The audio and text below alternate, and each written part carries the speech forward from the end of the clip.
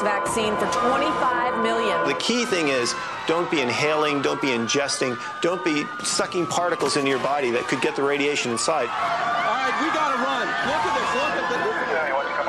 First, your advice is stay inside, don't drink or eat anything. Many of the themes that are promoted on the Fox News channel have to do with generating fear, whether that's fear of immigration, a fear of sexual difference, a fear of racial difference. When you pander to fear, it's a great motivator and organizer. You've got to keep people alarmed. They really love this sense of fear and danger, even when it's not there. And so when something is actually dangerous, as some things are, they go completely overboard, and all sense of perspective is lost. So that anthrax, which I guess affected 4 or 5 people adversely, no question about it, is far more dangerous than, the poisoning of our air. The way we deal with them is the way President Bush is dealing with them. You cordon the area, you search for them, and you shoot them. The motivator is fear, and then the payoff is, we're going to go out and kill the bad guys. And, it's a very simple black and white world that they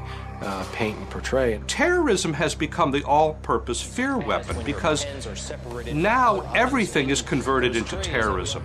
And of course, if you have a constant sense of unease, then you're going to look to the government to protect you. You're going to look to strong government. We've removed from power enemies of this country. We have made America more secure.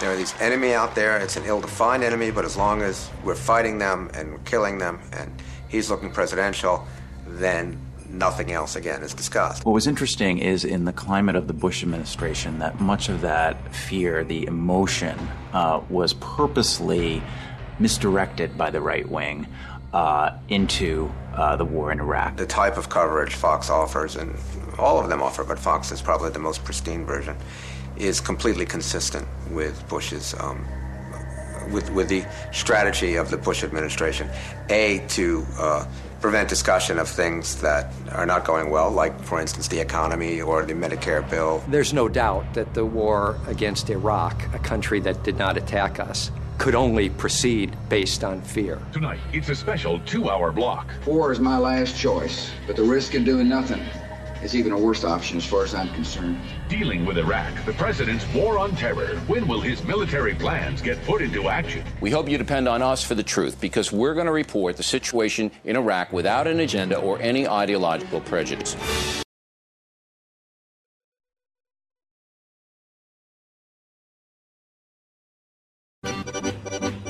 Armed with knives, armed with chemical, biological, nuclear weapons. Fanatics, terrorists, September 11th. September 11th, killers, September 11th. Terrorists of Al-Qaeda, terrorists, nuclear weapons, terrorists. 9/11, terror, evil. September 11th, September 11th. The terrorists, war and danger. September 11th, terrorism, global terrorism, terrorism, terrorists. Terrorists, the terror. Terrorism. September 11th, global terrorism, terrorism.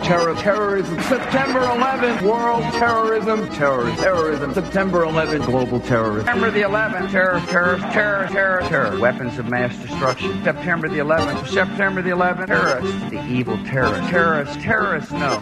Terrorism. The words are hypnotically repeated.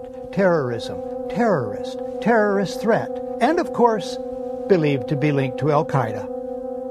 But it's the so-called war on terrorism that's in our faces practically 24/7 as the inescapable focus of our existence. One day, our grandchildren will look back on this time and ask, how was the war on terror won?